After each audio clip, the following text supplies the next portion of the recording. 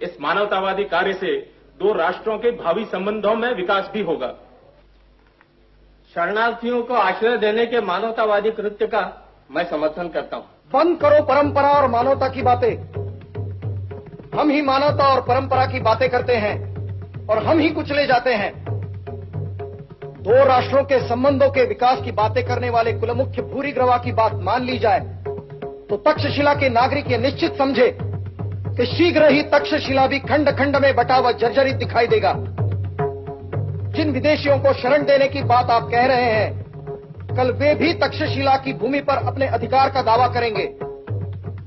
जिस मानवतावाद की दुहाई दे आप उन्हें शरण देने की योजना बना रहे हैं, उन्हीं मानवतावादियों की धरती कल धर्म जाति के संघर्ष से लाल हो उठेगी और धरती का कोई मानवतावादी उन संघर्षों के लिए उठी तलवारों को नहीं रोकेगा।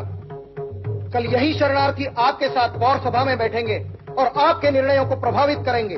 धर्म व जाति के नाम पर परंपराओं को कलंकित मत करो रिपुदमन। सत्य को स्वीकार करो भूरिग्रवा।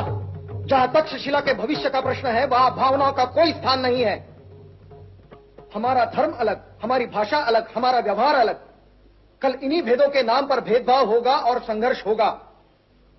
हम अपनी परंपराओं को नहीं छोड़ना चाहते तो क्या वे अपनी परंपरा छोड़ेंगे?